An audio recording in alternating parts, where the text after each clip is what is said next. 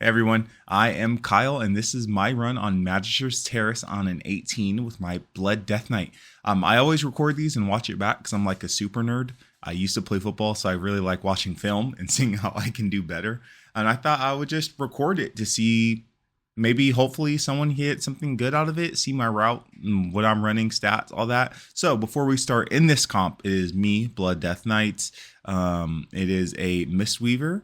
We have a Shadow Priest, a Rep Paladin, and an Augmentation Evoker. So let's go ahead and get started. You can see my talents, what gear, what enchants I'm running. I'm gearing towards Verse Mastery, but there's also Crit Mastery is really good because for Blood Death Knights, crit also means parry. So we do big dam and we also do big defensives. So also let me know what you think of my UI as you go through this. I try to keep it's big. I like it big. It's easier for me to see things. But let's go ahead and jump right into the key.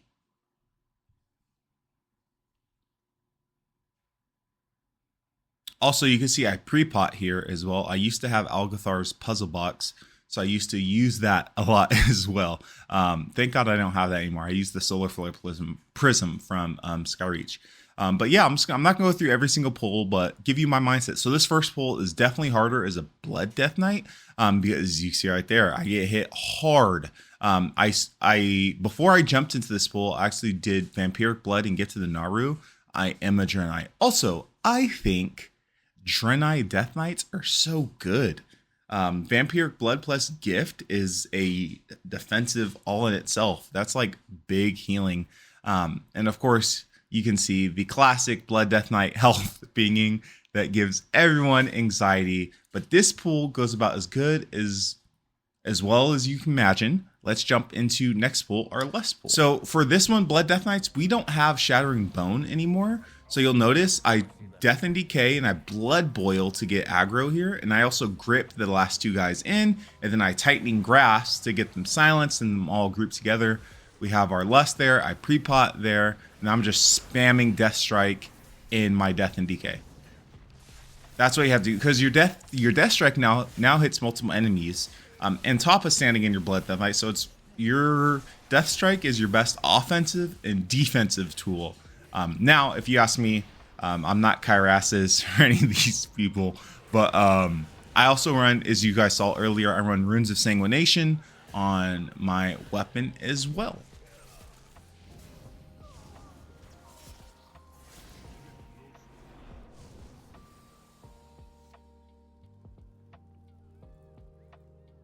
Here, I know a lot of people like to stop here and pull the Pyromancer to this corner or back. I don't do that because I've never done it before. I just do the regular schmegler pull here. This is a big pull. The books actually don't hurt as much as you may think. I do think I pop Purg here. I don't pop Purg. So what's hard here is that ignition from the Pyromancer. You see I put down my AMZ because that just deals ticking damage to everyone. You want to avoid that. You want to be aware of that. I've seen other Demon Hunters drop Darkness there, things like that as well. So this can be dangerous just because you're getting meleeed from the books. Most importantly, that ignition spell, right, that you see getting casted right now, deals ticking AoE damage, and that deals big damn. So usually you want to use a small defensive AMZ or something like that here on this pool.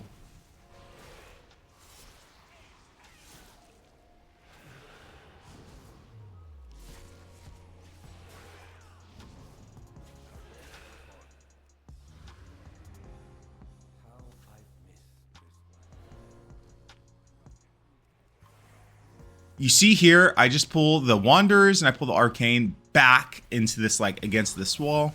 Makes it easy because there's a knockback here. And I remember as I was going through this, I don't know if it's going to show it. I wasn't 100% sure on my route. Oh, there it is. There it is. I wasn't exactly sure. So I pulled up my route real quick just to make sure I got the right. I did. We got the right amount and we just go ahead and ball. The only really thing to watch out on this pool is the knockback that this Enforcer does, or Sentry, the big guy, the big body.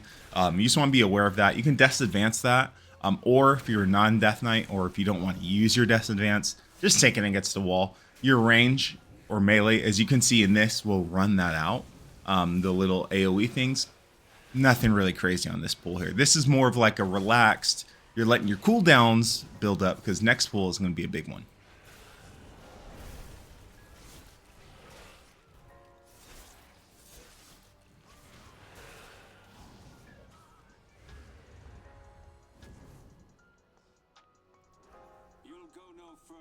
We finish this pack, we go forward, and this is a big one. We pull both of these groups. We pull all these little worms here, as well as the Pyromancer and the Spellfire, or the Spellwoven Familiar.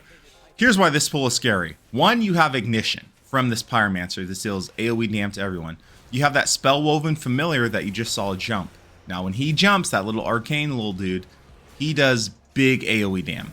And when these worms die, they do big damage as well. So this is a dangerous comp.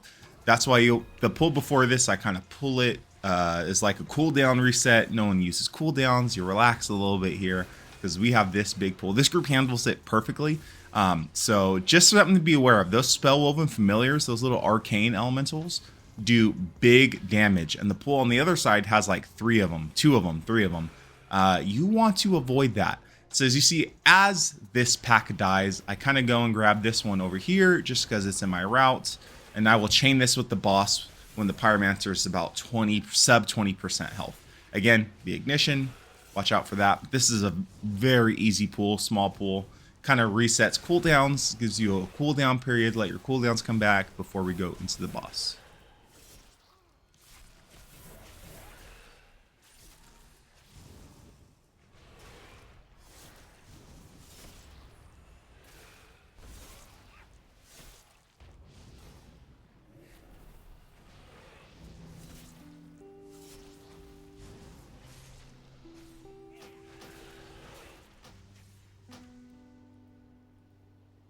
As you see, I also, my W Blizzard, my things go away. I get like errors, have to reload real quick.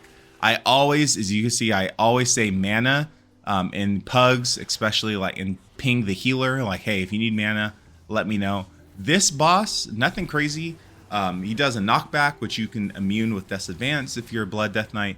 But you just tank this boss and you go around the edges of the room. Like right here, he drops his AoE. I get bounced back. I reposition boss. And we just rinse and repeat until we get the orbs that come out. So this is a pretty straightforward boss tanking. No matter what class you're tanking with. There's my silhouette. Doesn't matter. Pretty easy to do. Nothing really special. The only thing I will add to this boss is I've seen some people tank him on the back wall and not this front wall. That's just a preference. If you're pugging out there, if you're a Death Knight pugging or a tank pugging, and you hear people say, can you take it on the wall and flame you for that? Ignore them. It's just preference. It's not easy. It's the same level of easy to grab these orbs no matter what. Just ignore them.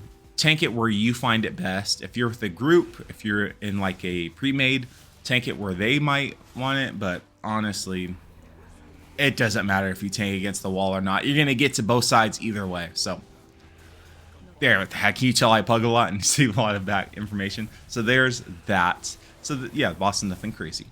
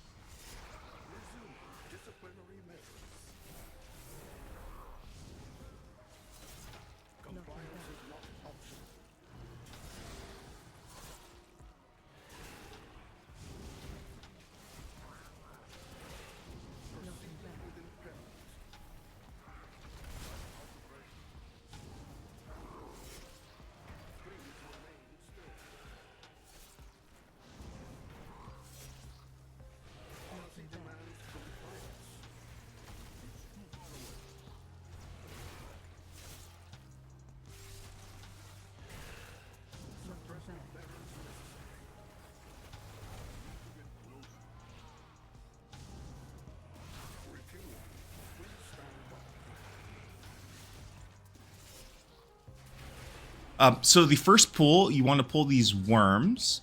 And the reason why I pull that pack is because I've noticed the other side can pull multiple. I put a Death and Decay to pull the Spellbreakers.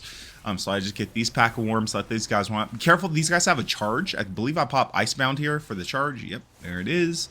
And then you just handle business. Again, these worms will do big AoE when they die. But they also buff you. You can see right before they start dying, our augmentation presses Zephyr to give everyone some damage reduction. I see as they start dying, I press AMZ to give us some leeway, but that's the only thing. The only thing going forward here, these enforcers will charge. Watch out for that as a tank. The only other thing, these spell breakers, the shieldy boys, they will target someone and do runic mark, which does big damn. So you usually want to lust before the second boss because there's like 2 of them. And you'll see that in this run here.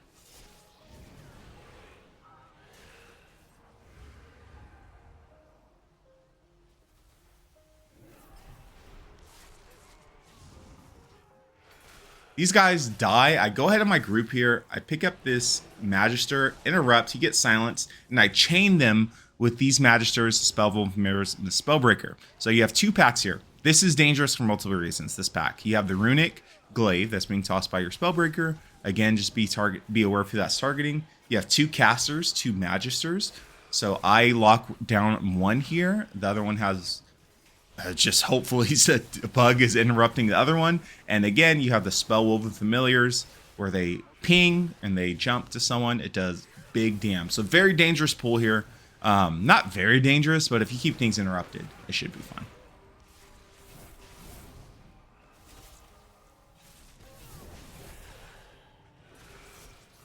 You can see everything dies here in that previous pack, and you usually don't want to fight one mob at a time. And I don't just want to fight the Spellbreaker, so I chain it into this other pack because I don't want downtime. I don't want us just fighting one mob. So I chain it into the other. The Spellbreaker will die, and before I pull the final 2 Spellbreakers with the healer, you'll notice I wait for 2 mobs here to die as well. And then we also lust.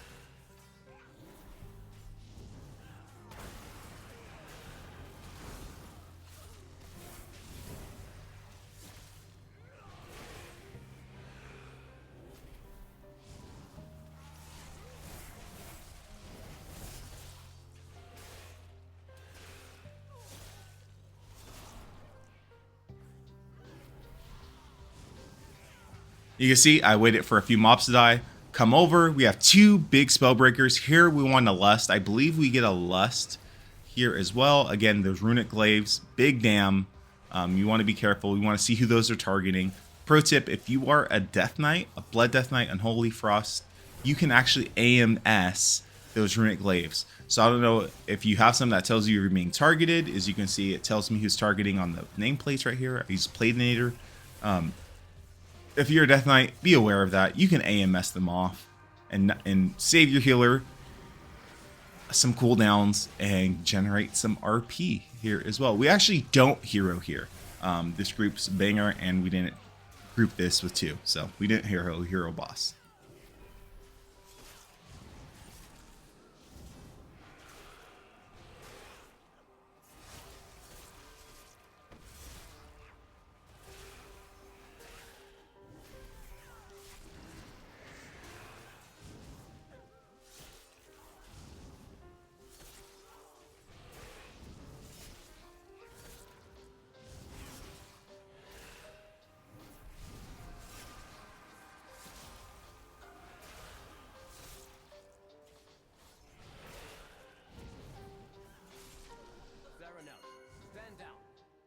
Permission from Lorthamar himself. Liar! Not shall lay hands on the Cynosure. The Cynosure remains here. Notice, boss, nothing crazy here. We did hero here. We did not lust, sorry. As you can see, I got the runic mark, and I do AMS it off, so I don't get it. So that's one. That does a lot of things. It helps the healer a lot. I don't have the mark. I don't have to deal with dropping it off, and when breaking it, I don't have to worry about the big AoE damage to everyone either. So that's very good. You can only do that every other. So if you're like perma targeted with the runic glaive on this boss as a tank or unholy or anything like that, you can't AMS every mark off. You can do AMS every other. Right here, I'm targeted again. I don't have AMS, so you see I can't break it. I will wait for everyone to get healthy before I break mine. Boom, break it. That's what you should do. I've seen so many pugs here go in there and like break it when there's so many people obviously not healthy, and it's killed people. So I just want to avoid that. And again, on that silence, everyone gets in the cube. Get in there, start walking in the last second. If you're a tank, or if you have a tank, they should be tanking it near there, so you have as much uptime as you have possible. We're on an 18. You want to make sure you have as much uptime as possible. So if you have a lot of melee, tank them near this circle so that you can still auto attack and swing, or if you're a warrior, you can still use your abilities and not have any downtime. But that's this boss. Nothing really crazy here.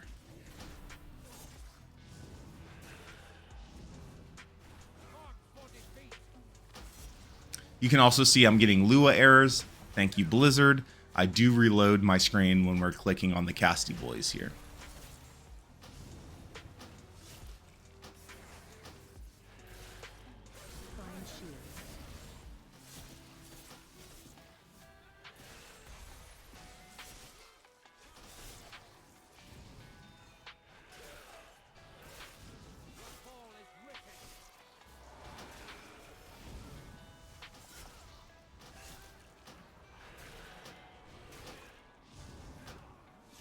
Watch your step.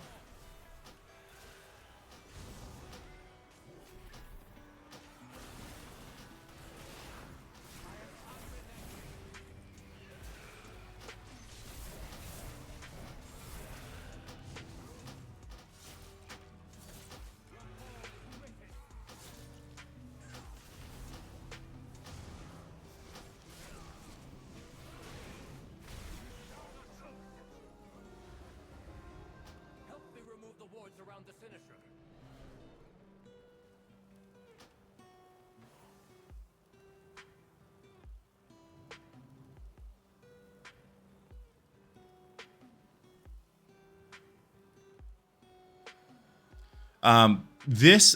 My perg props drops here because I am not being a good tank. So I walk forward, I drop Death and Decay, so that group will automatically pull. I have nothing. I don't have my runic weapon. You could see me panicking because I have my runic weapon to generate shields. I have no RP.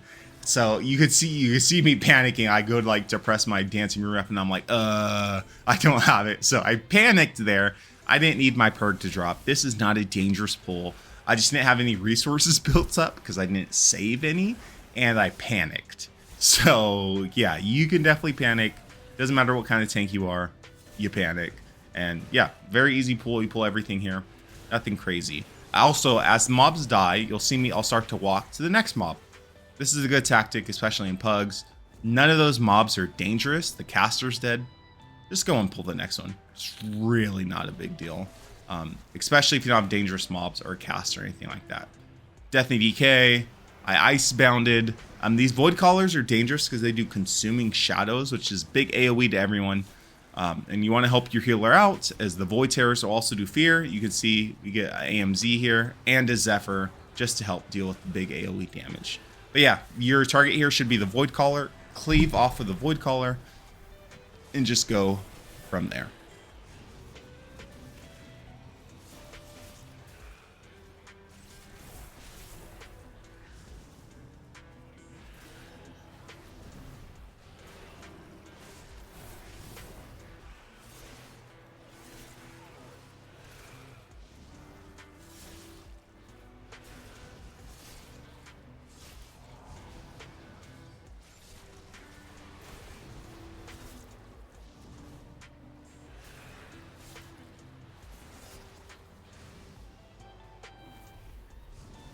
I chain this into the next pool. This pool can be dangerous just because if you don't kick for like pugs, right? If you're in a pre-made group, hopefully you have better comms, but this can be dangerous because you have 2 void terrors which cast a fear, and you just want to be mindful of that because the fear will wipe you. On lower keys, you're fine, but on higher keys, I would say 16s plus, you're just sitting there for 2 minutes, you're gonna be dead. Or excuse me, you're sitting there for 3 seconds, you're dead. So just make sure you target interrupt these.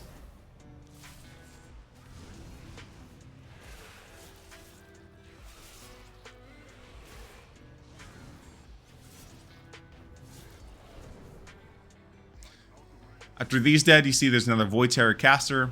I pull the big Void Caller. We do all one big pack here. I believe I also grip everything into one spot just to silence it. There we go. We drop a Fear. We drop multiple blinds, and I get on the Void Terror. Nothing crazy here. Just make sure you do interrupts. This boss will do Consuming Shadows, big AoE damage, as well as spawn little ads. So if you're a tank, be aware there's going to be little Voidlings coming. Just pick them up. They can and will melee your team, especially at 16s plus. They hurt. So you want to make sure your team's not getting hit by those.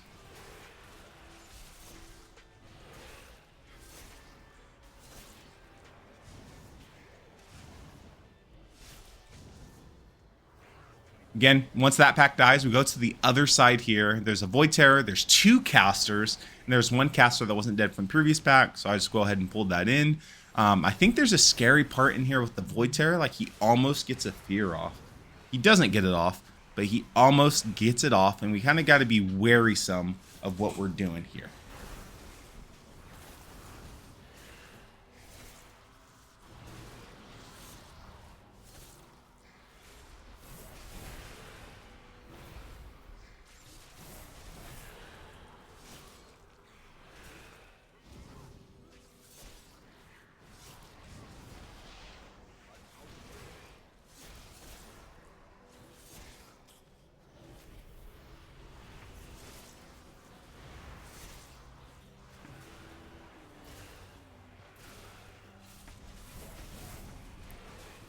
Again, nothing big here. You saw it's a little bit of a scare.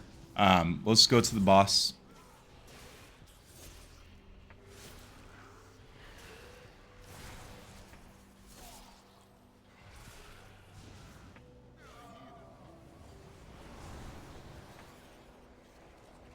Nothing important. I dance. Just fun, I guess. I don't know. Fun. This boss, nothing scary.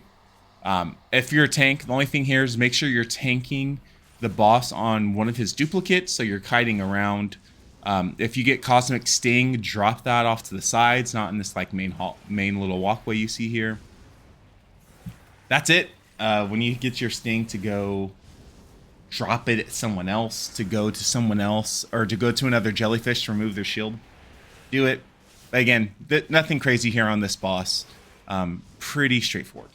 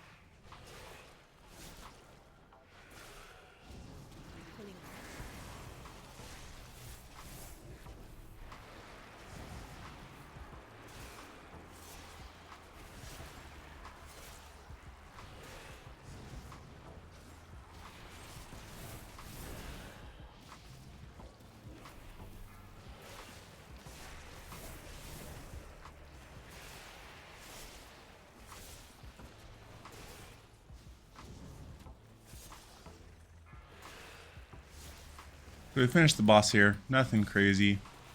Nothing crazy going on. For the pool after this boss, you can see I usually use like my belt or ghost walk here.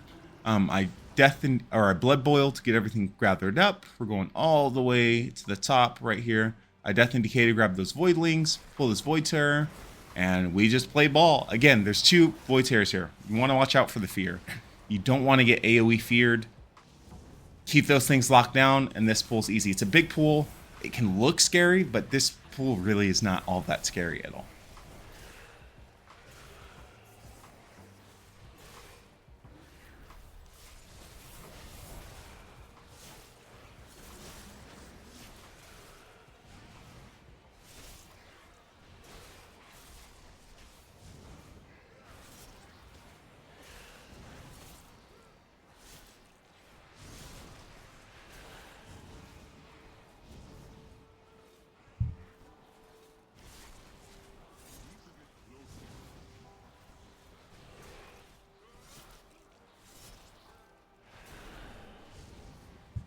You also see once the void terrors are dead, I do kite the mobs up to chain.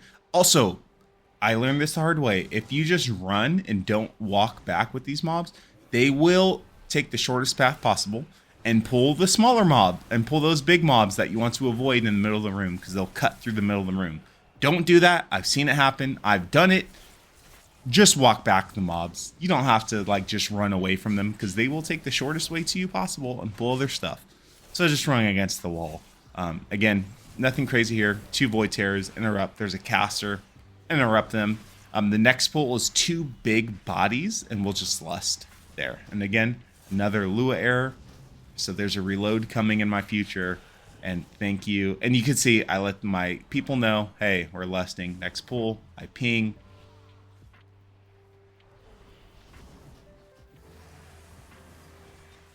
Go to it, grab them, boom, there's the lust, and now we just do big damn.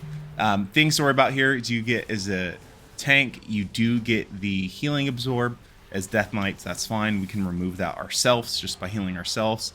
And then the big consuming shadow AoE that you see our Zephyrs and AMZ go down. And this pug really makes this quick work of this pack.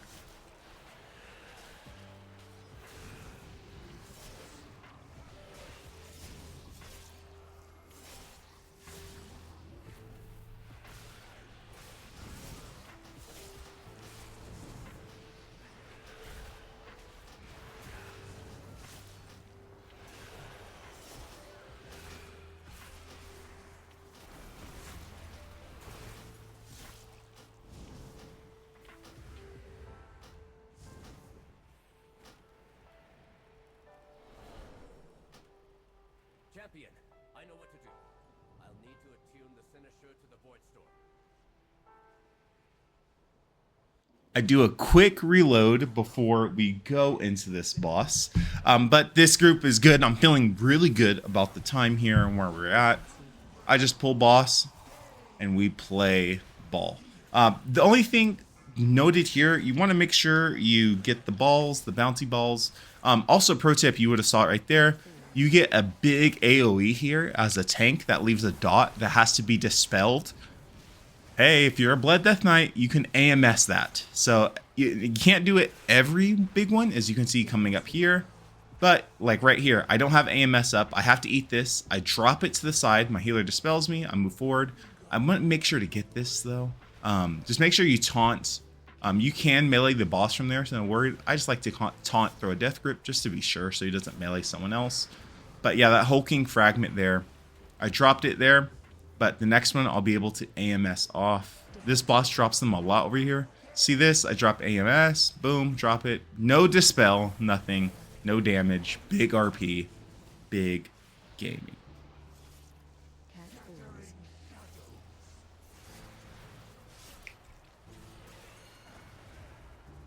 And this is the rest of the boss here. Nothing really crazy. You want to make sure we get these bouncy balls.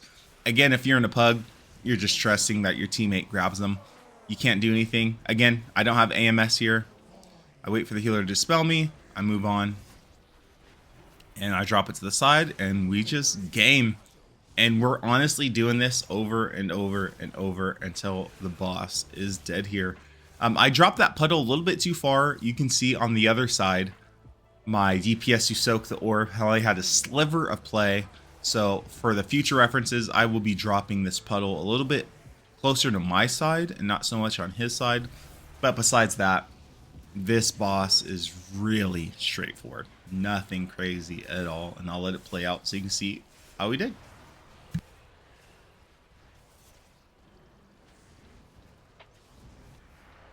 Defensive.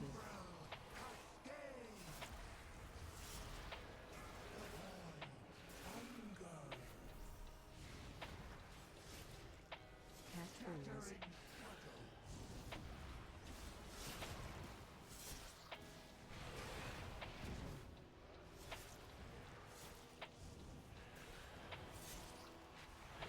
Defensive.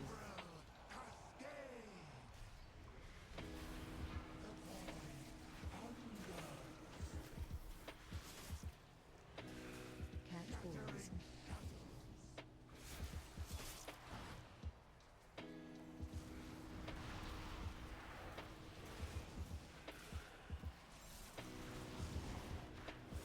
Defensive.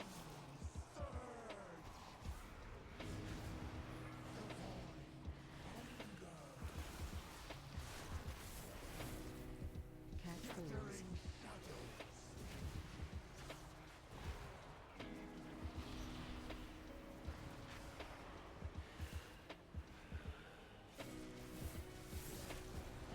Defensive.